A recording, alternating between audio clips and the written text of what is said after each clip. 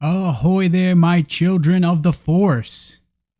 Welcome to Star Wars Transmissions. I'm your boy Dan, and we're breaking down episode 10 of The Bad Batch. With me, my number one homegirl, Danny. Hi, everybody. And our lovely dog, Butters, who has the cone of shame on her head. Our poor baby. I know, she's struggling. She was good, but apparently she decided this is the perfect time to stand up and move around. Aw. She's looking like she's settled, though. Our so that's poor good. baby girl. But on a more positive note, freaking Bad Batch episode 10. Fun episode, enjoyable episode. I've mentioned this multiple times in the live streams. It's so great to get Bad Batch. Like, I watched this episode during my lunch break. Work was crazy today, so it was so nice to just like decompress for a hot 30 minutes and enjoy the Bad Batch, not get to turn my brain off for a little and get a nice and entertaining moment. That sounds lovely. A nice little 30-minute unpaid lunch. What's better to do with it than watch some Star Wars? Loved it. So before we dive into our discussion for this episode and breakdown and share our thoughts on the episode, this is your spoiler warning. You know the drill. Get those booty cheeks out of here if you've yet to watch episode 10. Go watch the episode, come back, and then listen to Danny Girl and I yammer on about the Bad Batch. So as I mentioned, I thought like this episode wasn't the most groundbreaking episode. It wasn't like we got the biggest reveals ever in Star Wars, but it was still an entertaining episode. It was still, we still got some good information from it. So I enjoyed it. It was another week of a fun Bad Batch. I thought it was really good, too. I enjoyed, we had lots of new characters. I mean, they were a little heavy-handed, but I mean, what else would you expect for Star Wars? Kind of showing how terrible the people of the galaxy can be and not just the Empire. Yes, which we're going to talk about because I think that there's a reason why, maybe multiple reasons why we specifically see what's happening on this unknown planet. We still don't know the name of the planet that they're on. Basically, our version, or the Star Wars version of Out West in America. Love it. So let's do our quick recap. Sounds like a and plan. then we'll dive into our overarching thoughts, some of the big themes that we picked out from the episode. So starting off, right where we picked up last week, at the end of episode 9, the Bad Batch are still marooned, again, on this unknown planet. We don't know what planet they're on. The Havoc Marauder has been stolen, and they're trying to figure out a way off planet. Our homegirl, Omega, comes up with the smart idea of tracking down our beloved Gonki, which love that plan. That would allow the Bad Batch to locate the Havoc Marauder, which wound up being, I think it was 100 clicks east of where they were. Something along the east or west. So, they're about 100 kilometers away from where the Havoc Marauder was. We then learned that a youngling named Benny was the person that stole the Havoc Marauder, so I was wrong in my theory about who stole the Havoc Marauder. And we find out that he's working for a schmohawk named Mako. Benny stole the Havoc Marauder as a way to impress Mako and to hopefully earn the coveted title of top earner for this round, which would get him his own freaking bowl of soup. Get this kid his own bowl of soup. Jeez Louise, man. It was so sad when they were like, all the kids were fighting over literally one bowl of soup. I'm like, this guy. Poor kids. All right, sorry to interject on that. Recap. Mako, we learn, is happy that Benny stole the ship, but what he wants to do is basically break the ship down, and he's going to sell the parts for some monies, for credits for his stank ass. And from there, the Bad Batch wind up coming to where the Havoc Marauder is being stored, and reluctantly, Benny agrees to help them get the Havoc Marauder and get off planet. To get the Havoc Marauder, though, the Bad Batch and Benny have to James Bond their way down an exhaust port before they find the ship, which has, come to find out, the hyperdrive has been removed. The Bad Batch then have to reconnect the hyperdrive and also disable ray shields that are preventing them from taking off. Benny and Omega, they agreed to work together to get to the central control room to deactivate the ray shields, but to get there, they have to first steal an access card. To do that, the pair of youngsters make their way to a hangout for Mako's workers. There, we learn Mako's whack ass is hoarding food and resources while giving the Ipsium miners essentially next to nothing as a way to basically keep himself in power. We see the Empire using Mako using a bowl of soup as a way to motivate his workers, which how freaking sad is that? Omega and Benny then are able to obtain the access card that they need. They breach the central control room and begin to work to disable the ray shields. During that time, Omega and Benny learn that Mako is lying, that the Ipsium is not degrading, and that our homeboy has been making a killing mining this resource, or I should say exploiting the workers to mine this resource. And we see our homegirl Omega give Benny her rations, which I love that moment. But that little wanker alerts Mako of what's going on and what's happening. So as Mako is trying to make an example of the Bad Batch, Benny reveals that Mako has been lying and has been keeping all of the earnings from the Ipsium extraction while leaving those who toil in the mines in destitution. A scrum soon ensues, resulting in Mako's whack ass falling to his death. Wah, wah. Imagine they played that nice little sound effect right as or like a turd dropping into a toilet. Just want to be like, just waving bye. Goodbye. So long, see you never. Won't miss you very much. So as I mentioned at the start of the stream, this is another episode that was a little bit more slow paced in terms of moving the general overarching story and narrative of the season along, but I think that this episode is going to be planting some seeds that are going to sprout either at the end of this season or into the following season. And so let's start with one of the big things that my big takeaways from this episode is that I love that we're getting insight into here's what the galaxy is like in this period of time. So it's 19 BBY, so 19 years before the Battle of Yavin. We're not too far removed from Order 66. And we learn that this planet, again, we don't know what planet it is. It was in control, the Techno Union was in control of the planet before Mako took control of it. And they seem to be essentially running a similar sort of scheme on the planet, but it seems like Mako has taken that up a notch. That's kind of what I thought too. Like it sounded, the Techno Union was handling things, but man, Mako just made it a lot more, what's the right word? Just a lot more capitalistic. A lot more dreadful, a lot more terrible. Although we don't know the exact planet, I wonder if this is in the Outer Rim. The Techno Union operated a bunch in the Outer Rim. Even during the days of the Republic, the height of the Republic struggled to basically keep order within the Outer Rim. The Empire, during its reign, struggled to keep a grip on the Outer Rim. And the Outer Rim is very much known as a hard region of the galaxy to reign in because it's so far away from the galactic core.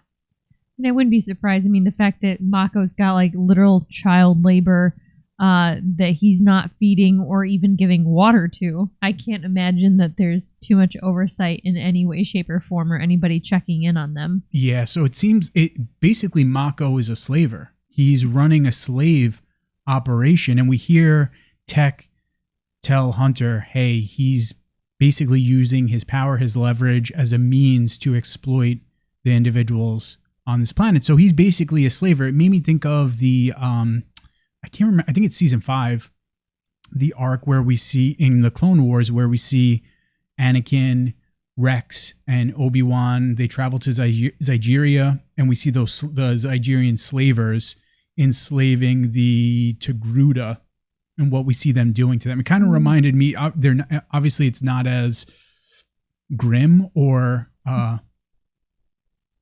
abusive, we'll say. Mako's, at least from what we see in the episode, he's not as abusive, but it did remind me of that arc from the Clone Wars. Gotcha. I'm glad you remembered because I definitely did not. You know me. I know, you're a walking Star Wars encyclopedia. So, Tech, as he's telling Hunter, right, Mako is using his leverage and his power to basically to exploit these workers, to make them do all the work so he could reap all the rewards. And Tech is telling Hunter, hey, this is what the Empire does. Mako is just doing this on a much smaller scale. And we saw this in Andor. Yeah, absolutely. Which I love. I remember when I was younger, this is me being a nerd, how much of a nerd I was as a teenager with Star Wars. Like, I remember at that time when the prequels were coming out, people were losing their minds about Star Wars explaining stuff about like trade routes, like the Senate. And that's the stuff that I loved learning about because it felt so much, the Star Wars galaxy felt so much more real to me. And so I say that because I love these moments where we get the nitty gritty of what's going on with the galaxy and how now with the advent of Disney Plus in these series, how we're getting this connective tissue between one episode in the Bad Batch, how it's showing us just what the Empire was doing in Andor and how that was a common tactic used throughout the galaxy and throughout the Empire's reign, because this is, as Tech points out, this is going to be a common theme that's going to happen in the galaxy during the Empire's reign. Absolutely. Yeah, seeing those parallels is a little scary. I also want to just say that, of course, you love the trade routes and all that. Of course. Really nerdy stuff, you history nerd. I know. That's the stuff that I love with Star Wars. Because to me, I know that's not like everyone's jam, but it makes the Star Wars galaxy, it makes it that much more like an actual galaxy, right? Right. And the history, the politics, I understand that. It allows me to lose myself in this galaxy. I don't want to think about the drudgery of everyday life. I want to get lost in the Star Wars galaxy, so it allows me to do that. So just saying, tell me more about the trade routes of the galaxy, not the trade routes of the United States. Exactly. And so, yeah, as I'm watching this, I'm like, oh my God, this is absolutely a connection to what we saw in Andor, right? Because we see Mako basically saying, hey, who's ever the top earner, you get your own bowl of soup. In Andor, we learn that in Arkina 5, the prison facility, whoever was the top producer of, I don't think we ever got a specific name. I can't remember for that, whatever they were making for the Death Star. I don't think they give us a piece name, but right? Yeah, the piece is for the Death Star. Whoever produced the most that shift, hey, guess what? You get to have taste in your food. You get to have flavor in your food, which is such just like an insidious method to utilize to basically exploit people. It's so messed up. It really is, unfortunately. Of course, in my mind too, as I'm watching this episode, like, oh man, this makes me think about like how this sort of tactic is used in real world. Yeah, I also, oh my gosh, seeing Mako in his little back room with like all his foodstuffs and soup and like some kind of, I don't know, meat on a spit kind of thing, and he's like, well, I'm just gonna make them all wait. Like he is something else. He is a mean character. Like you said, ready to exploit these kids for any gain that he can have. Absolutely. And it makes sense that this sort of tactic would be used by the Empire, and that there's going to be people throughout the galaxy that would be utilizing a similar tactic and would be using that as a means to obtain wealth and power. Although we don't know if the Empire is aware of Mako's operation, my guess would be that they couldn't care less. Even if they did know about what Mako was up to, they couldn't care less because Mako is using his power essentially to exploit these workers to get a resource that is going to be needed by the Empire or people throughout the galaxy. And so by him exploiting these people, he's getting a resource to the Empire. He's helping the Empire thrive, right? So and we've seen the Empire do this again in Andor. I'm just thinking another example I'm thinking of off the top of my head in Ahsoka, when we see the Empire come to Raeda and they basically are doing the same sort of thing on Raeda.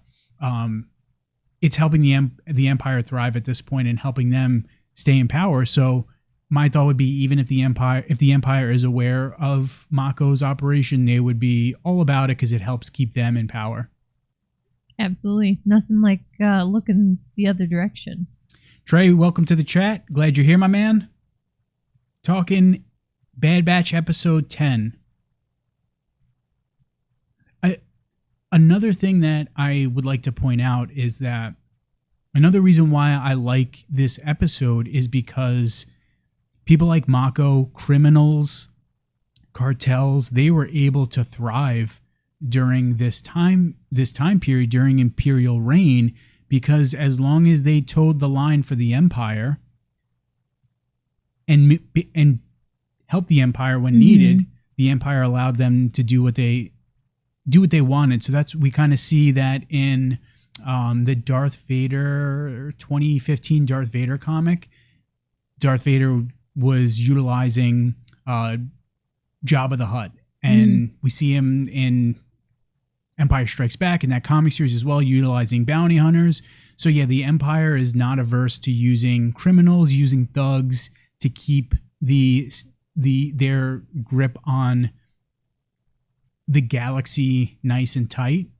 So I like seeing that because it's just another example of showing us how basically ne'er-do-well. Is it ne'er-do-wells? Ne'er-do-well? Sure. Whatever. One of those. Basically, bad people are able to thrive under Imperial reign because it basically helps the Empire stay in power.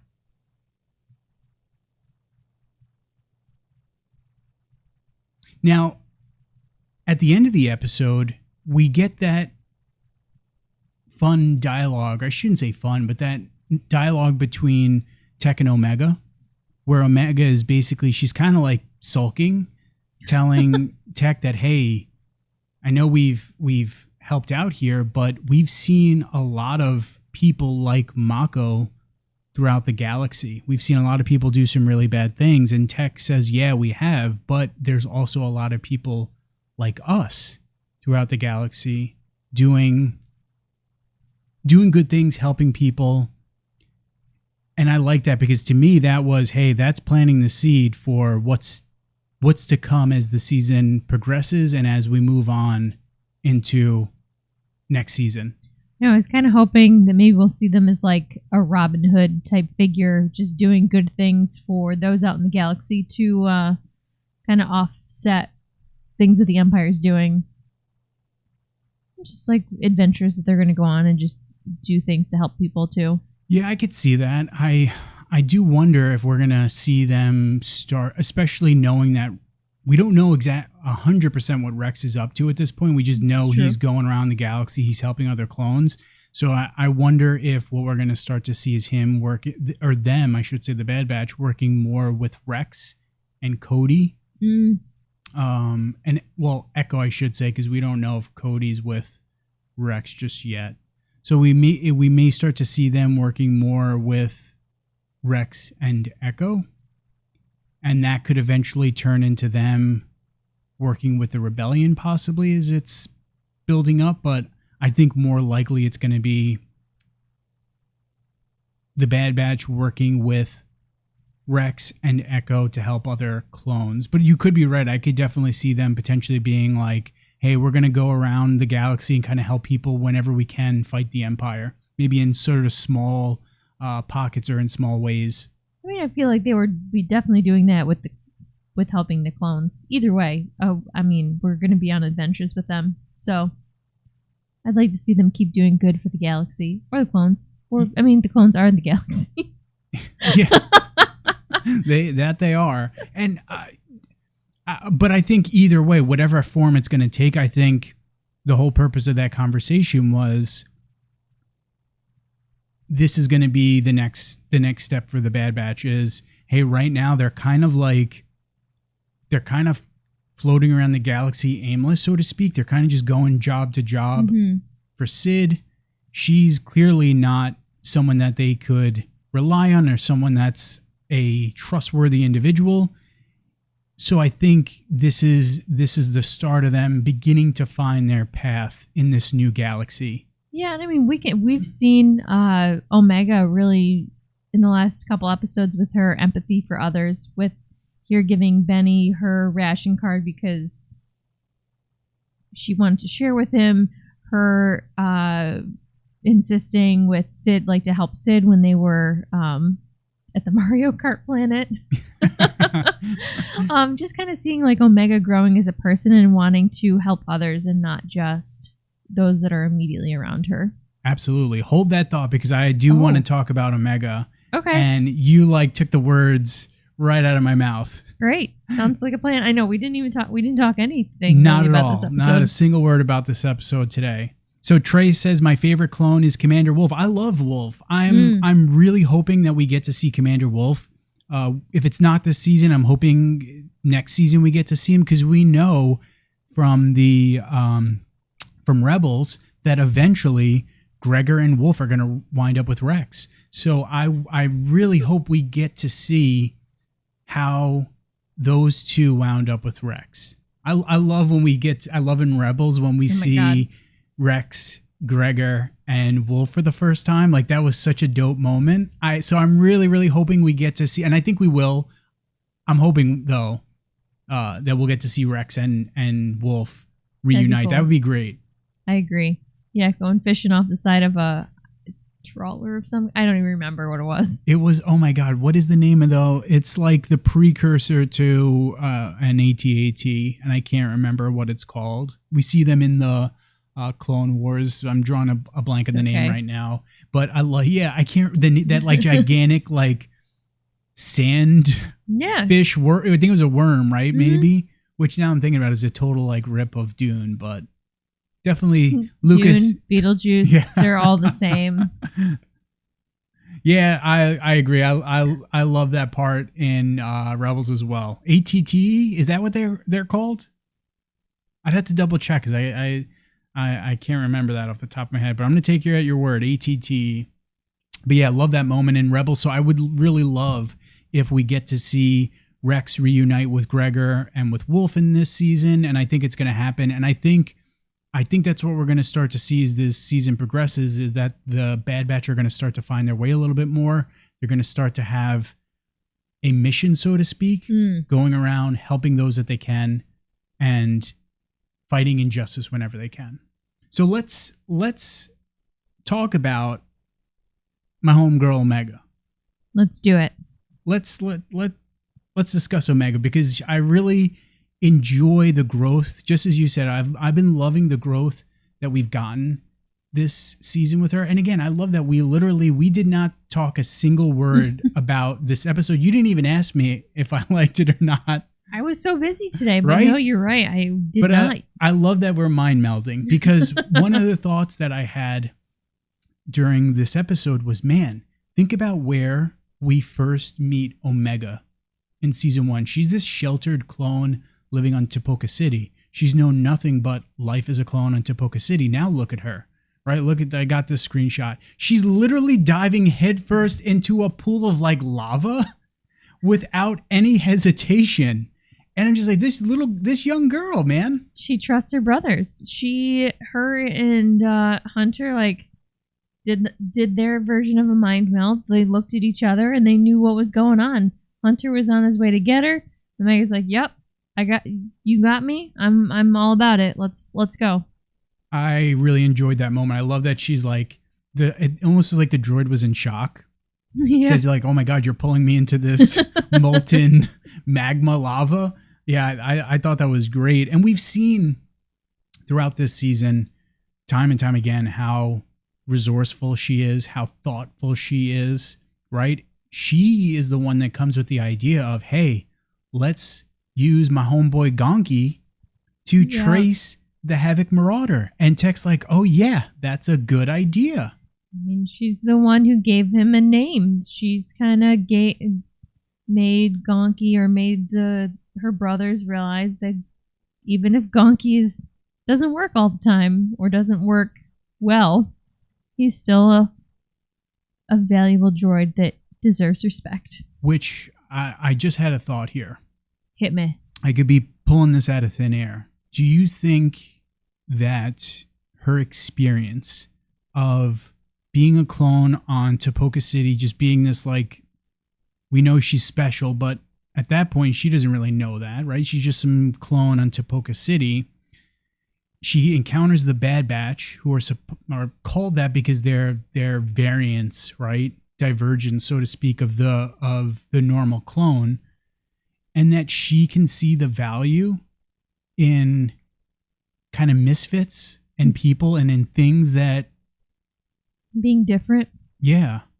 I could be pulling things out of thin air, but I don't think that is, I think that's probably, like, at least to some extent, what the creators are going for with her. Yeah, I could absolutely see that.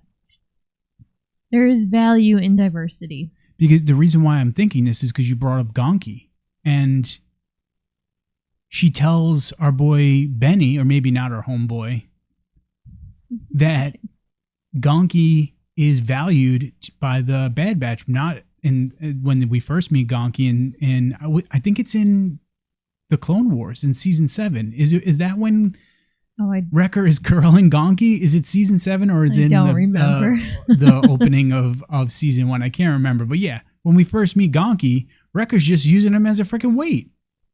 And then here comes our homegirl Omega, who kind of like befriends Gonki.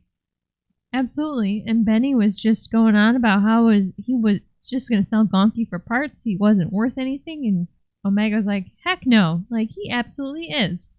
Yeah, I enjoyed that. And I was also thinking too, like, imagine being a kid and getting to watch a character like Omega in Star Wars. Like, if I was a little, I can't even tell you how happy it would have made me as a little kid growing up, getting to see this Star Wars cartoon where this youngster is traveling around the galaxy and is being a badass. Like, I feel like if you're a little kid, this is probably dope and it's not as violent as the Clone Wars, so I feel like this show is a little bit more family friendly. Yeah, I also love that she, like I mentioned earlier, that she's compassionate too. So she can do all these badass things, but she can also share her ration with this guy that she just met that she feels for and, like, understand that he's in a crappy situation. Yeah, I agree. I think she's a really great character. I think she's a really great character for kids. And like you said, she has empathy. She has compassion for people. She is resourceful. She's a valuable member of the Bad Batch. It still is crazy to say because I can't remember. I think she's supposed to be like 10 years oldish. Maybe a little bit younger, a little bit older. Our homegirl's got a kill count, which is still, like, when you think about it, like, that's wild. She's got a kill count, and she's still sympathetic to her. Yes. Her fellow galaxy folks. I was going to say galaxyites. I'm like, that doesn't even make sense. Galactic citizens. Yes, that's what I'll say in my videos. Galactic citizens or beings. I like it. Thank you. So yeah, she's a fun character, and again, I think you and I, each week, we seem to enjoy Omega. So yeah. Absolutely. Final thing to talk about is Sid and just how a worthless piece of crap she is. Yeah, how long has this been? I know that they were obviously, like, you know what? We should probably know this too, because I know they talked about their rations at the end of last episode, and clearly they have maybe a ration or two left. Wrecker's already gone through all his food because he was hungry and Dude, tired. I love Wrecker. I love Wrecker so much, and every time like we get those comedy moments with Wrecker, it makes me think of that is literally a kid in just he's a literal man-child. Wrecker. He is literally a man-child, a kid in a freaking adult's body, and I love those moments because that made me chuckle. And he's like, "I ate all mine. I was hungry." But yeah, you're right. She has left them marooned on this planet, and we should go back and watch episode 9 because they do mention their rations last week. So I know they're all out of rations, or at least Wrecker is. And Sid is still nowhere to be found. So I think, and just more of what we've been seeing with the Bad Batch, them helping people, that empathy that we're seeing in Omega, I think Sid is on her way of being outside of the Bad Batch's peripheral. I think she's going to wind up being someone that the Bad Batch distance themselves from. We've been saying that now since like week 1, week 2. It's been a bit, yeah. And I just think the more and more we continue into the season, the more and more they're laying it on that, yeah, Sid is going to find herself on the outs with the Bad Batch. It's probably going to come by the end of the season would be my thought. But yeah, she's left them marooned. The poor Bad Batch have to figure out a way off planet by themselves. But luckily, just as we thought, they retrieved the Havoc Marauder this week. We got our homeboy Gonki back. Thank goodness. They helped restore some sort of balance on whatever this planet is. Helped free these people. So yeah, the Bad Batch, I guess the way you could look at it, they're moving up in the galaxy after this week. Yeah, they did some good things for the galaxy. That's for sure. I'm interested to see where the series is going to go from here, because we still have 6 episodes left. This was episode 10. There's going to be 16 episodes this week. Oh my god, so we're going to have Bad Batch and... Bro, Mando. Wait. Bro. I know. Bro.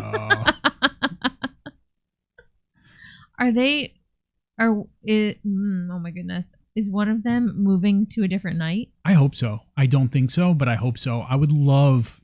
God. I wish, and I don't think a lot of people would agree with me, but I wish they went back to Friday releases.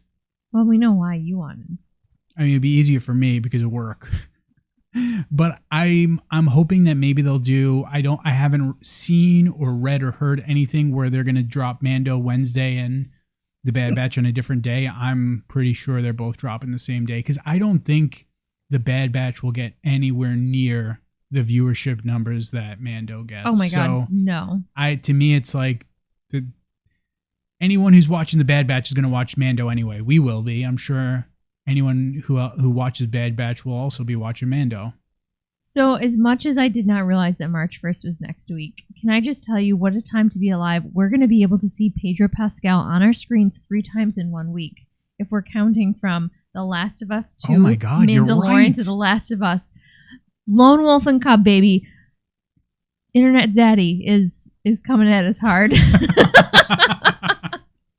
He is so good. He's such a great actor.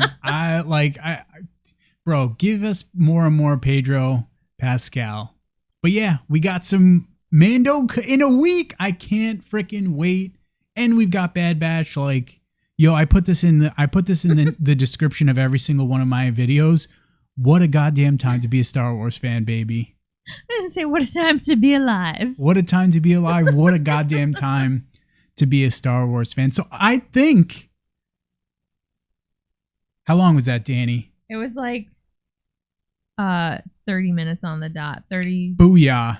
My clock just went on. I mentioned this last week. Every week I'm like, oh, Danielle, we'll stream for like 30 minutes. Hour goes by. Oh, yeah, sorry about that 30 minutes. Like an hour and 20. It's okay. Nothing's not fun. I'm getting better at keeping myself on a time limit. Okay. Sure, but I just kept the stopwatch this time. So you kept it last time. Okay. I kept it this time. We're both keeping each other in check. Right. We're good. So I'm excited to see where we're going to take, where the Bad Batch, I should say, are going to be headed to next week. We don't know what next week has in store, but I'm excited. We've got Mandalorian dropping. I cannot wait to see. I don't think we're gonna see Mandalorian the first episode. Who knows? Maybe we will. But like, I cannot wait to see Sundari in live action. Like, that's gonna be one of my favorite things. I'm also so excited to see some more Order 66 flashbacks. Like, holy crap! You really went for it with that one, huh? I know. was gonna say sorry. Bo-Katan. Dude, Order 66 flashback scenes, like, get ready for me to probably, like, cry my eyes out. Every time. No fail.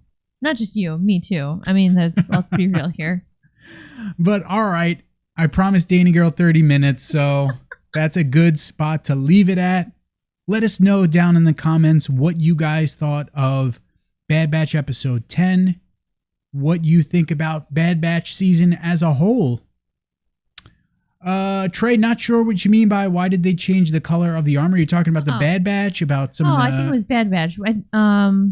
Yeah, they changed it from like season 1. I think we talked about this. Yeah, I think the reason why we see the Bad Batch's armor change color is just to help distinguish visually and thematically how the Bad Batch are changing, how they are growing apart from the clones that are still a part of the Empire, right? Those clones are going to be rocking just the all white armor. And if you look at the Bad Batch's armor in season 1 and compare it to this season, it's much more colorful this season.